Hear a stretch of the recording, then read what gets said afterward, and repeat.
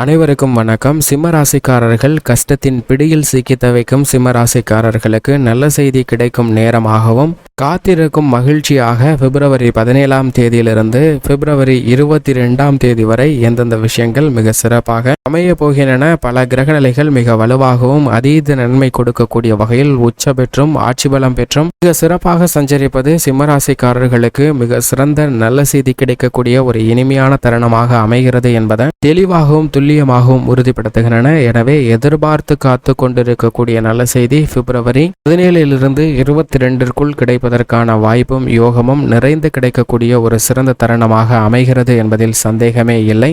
சிம்மராசிக்காரர்களுக்கு பிப்ரவரி 17ஆம் தேதி முதல் பிப்ரவரி 22ஆம் தேதி வரை கிரகநிலைகளின் அமைப்பை ஆராய்ந்து பார்க்கும் போது நிச்சயமாக பல கிரகநிலைகள் உச்சம் பெற்று சஞ்சரிக்கின்றன. அதிலும் குறிப்பாக இந்த வாரத்தின் துவக்கத்தில் 16ஆம் தேதியிலிருந்து 18ஆம் தேதி வரை சந்திரன் உச்சம் பெற்று ரிஷபராசியில் சஞ்சரிக்கிறாருங்க. சந்திரன் உச்சம் பெற்று சஞ்சரிப்பது மட்டுமல்லாது பல்வேறு வகையான காரியங்கள்ல நல்ல பல செய்தியை கிடைப்பதற்கான வாய்ப்பை ஏற்படுத்தி கொடுக்கிறாருங்க. காத்திருக்கும் மகிழ்ச்சியாக அவர் 18ஆம் தேதியிலிருந்து 21ஆம் தேதி வரை மிதுன ராசியிலும் அதற்கு பிறகு 21லிருந்து 23 வரை ஆட்சி பலம் பெற்று தனது சொந்த ராசியான கடகராசியில் ஆட்சி பலம் பெறுகிறாருங்க. எனவே இந்த வாரத்தில் சந்திரன் உச்சமும் ஆட்சியும் பெறுவது கஷ்டத்தின் பிடியில் சிக்கி தவிப்பவர்களுக்கு காத்திருக்கும் மகிழ்ச்சியாக நீங்கள் எதிர்பார்க்கக்கூடிய நல்ல செய்தி எதுவாக வேண்டுமானாலும் இருக்கலாம். குடும்ப ரீதியாக, தொழில் ரீதியாக, உத்தியோக ரீதியாக, கலைத்துறை வாய்ப்பு,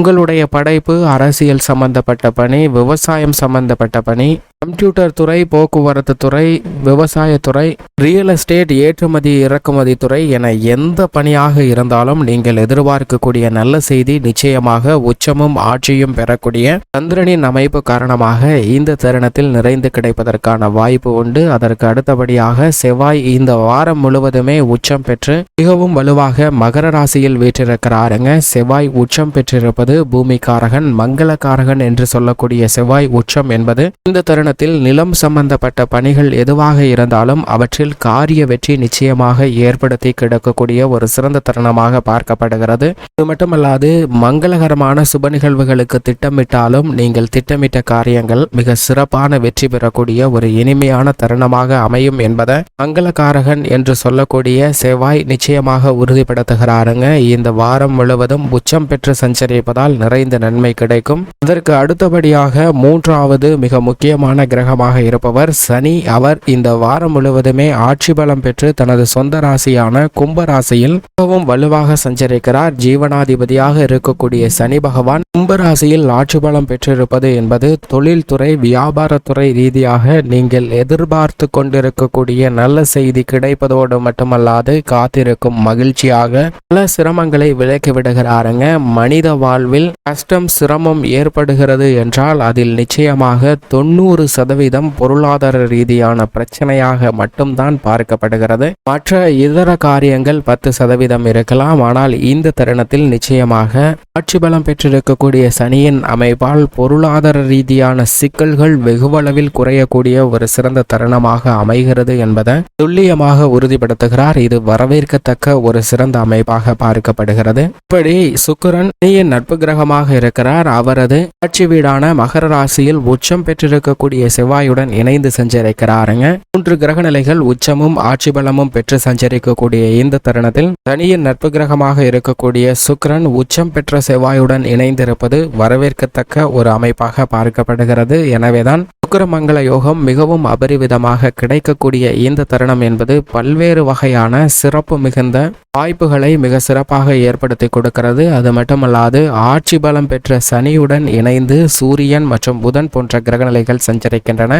புதன் சனிக்கு நட்பு கிரகமாக பார்க்கப்படுகிறார். எனவே சனியுடன் புதன் இணைந்து சஞ்சரிக்கக்கூடிய இந்த வாரத்தில் எடுக்கக்கூடிய காரியங்கள் அனைத்திலும் நல்ல முன்னேற்ற வாய்ப்பு கிடைக்கும். நட்பு வட்டாரம் விரிவடையுங்க. புதிய நண்பர்களை சேர்ப்பதற்கான வாய்ப்பு உண்டு. ஆனால் அதே சமயம் உஷ்ண கிரகமும் முதன்மை கிரகமாக இருக்கக்கூடிய சூரியன் ஆட்சி பலம் பெற்ற சனிக்கு பகை கிரகமாக பார்க்கப்படுகிறார். அவருடன் இணைந்து சஞ்சரிக்கக்கூடிய இந்த தருணத்தில் சில தடுமாற்றங்கள் ஏற்பட்டாலும் பெரிய அளவிற்கு பாதிப்பு இல்லை. ஏனென்றால் சனி மிக வலுவாக ஆட்சி பலம் பெற்று கும்பராசியில் அமர்ந்து சஞ்சரிக்கும் போது நிச்சயமாக நன்மை அதீதமாக தருவாரே தவிர தீமை ஏற்படுவதற்கான வாய்ப்பு இல்லை.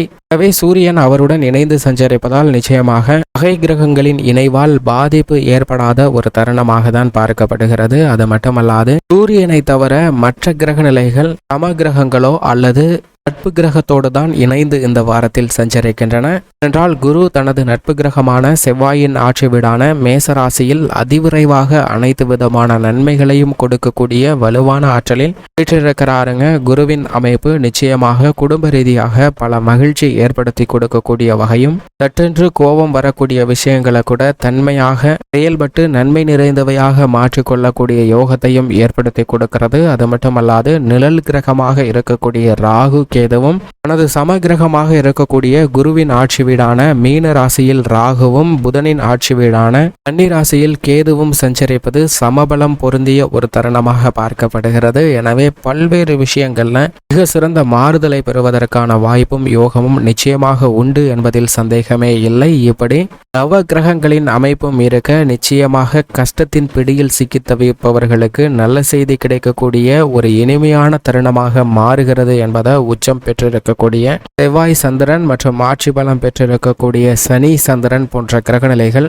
சிறப்பான முன்னேற்றத்தை ஏற்படுத்தி கொடுக்கக்கூடிய ஒரு சிறந்த வாரமாக அமைவதற்கான வாய்ப்பை உருவாக்கி கொடுக்கிறது என்பதுதான் யதார்த்தமான உண்மையாக பார்க்கப்படுகிறது. இப்படி கிரகநிலைகளின் அமைப்பு இருக்க சிம்ம ராசிக்காரர்களின் குடும்ப சூழ்நிலையை பொறுத்த வரைக்கும் இந்த தருணத்தில் உச்சம் பெற்று சஞ்சரிக்கிறார் சந்திரன் மற்றும் செவ்வாய். இரண்டு கிரக நிலைகளும் ராசியின் அதிபதியான சூரியனின் பார்வையில் நட்பு கிரகமாக பார்க்கப்படுகின்றன. நட்பு கிரகங்கள் வலுவாக உச்சம் பெற்று சஞ்சரிக்கக்கூடிய இந்த தருணம் என்பது நன்மை நிறைந்த ஒரு தருணமாக தான் பார்க்கப்படுகிறது. அது மட்டுமல்லாது ஆட்சி பலம் பெற்று சஞ்சரிக்க போகிறாருங்க சந்திரன். எனவே இந்த தருணத்தில் சிம்ம ராசிக்காரர்களுக்கு ஏற்படக்கூடிய பல தடைகள் நிச்சயமாக விலகுகிறது. ராசியின் அதிபதியாக இருக்கக்கூடிய சூரியனும் தண்டச்சனியாக அமர்ந்திருக்கக்கூடிய சனி பகவானுடைய பாதிப்புகளை குறைத்து நன்மை நிறைந்தவையாக மாற்றக்கூடிய வகையில் 7ஆம் இடத்தில் சப்தமஸ்தானத்தில் வலுவாக புதனுடன் இணைந்து சஞ்சரிக்கிறாருங்க. இப்படிப்பட்ட இந்த தருணத்தில் புத ஆதித்ய யோகமும் நிறைந்து கிடைக்கிறது. அது மட்டுமல்லாது 3 கிரக நிலைகளும் ஜென்ம ராசியை வலுவாக பார்க்கின்றன.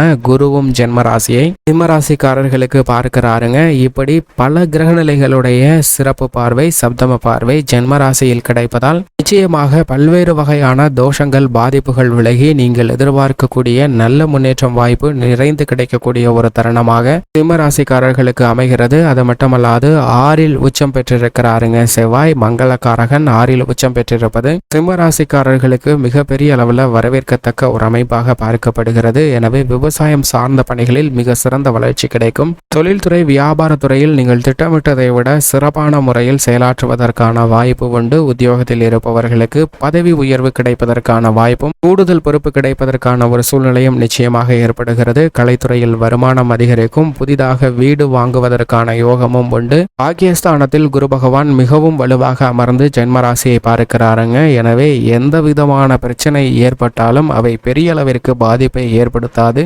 பூர்வீக சொத்துக்கள் சம்பந்தப்பட்ட பிரச்சனைகளும் சுமூகமாக தீர்வு காணப்படும். மேல் அதிகாரிகளின் நன்மதிப்பை பெறக்கூடிய ஒரு சிறந்த தருணமாகவும் அமைகிறது. இப்படி பல விஷயங்கள் சாதகமாக இருந்தாலும் சற்று கவனத்துடன் இருக்க வேண்டிய ஒரு தருணமாக 8ஆம் இடமாகிய அஷ்டமஸ்தானத்தில் ராகு இருக்கிறாருங்க. குடும்பஸ்தானத்தில் கேது இருக்கிறாருங்க. எனவே எதை செய்தாலும் ஒரு முறைக்கு இருமுறை யோசித்து செய்ய வேண்டும். வார்த்தைகள்ல அதீத கவனம் தேவை. தேவையில்லாமல் வார்த்தைகளை பயன்படுத்திவிட்டு பின்னர் மனஸ்தாபம் கொள்வது மனக்கவலை கொள்வது தேவையற்ற செயலாக மாறிவிடும். எனவே மோட்சக்காரகரான கேது வாக்குஸ்தானத்தில் இருப்பதால் அதிகம் பேசுவதை தவிர்த்தாலே பல சிரமங்கள் நிச்சயமாக விலகும். மேலும் சாதகமாக மாற்றிக்கொள்ள சிம்மராசிக்காரர்கள் நிச்சயமாக அருகாமையில் உள்ள நவகிரக சன்னதி சென்று தீபமேற்றி வழிபாடு செய்யுங்கள். அதோடு மட்டுமல்லாது மற்றவர்களுடைய கல்விக்காக ஏதேனும் உதவி செய்தால் நீங்கள் எதிர்பார்க்கக்கூடிய நன்மை நிச்சயமாக உங்களுக்கு கிடைக்கும்.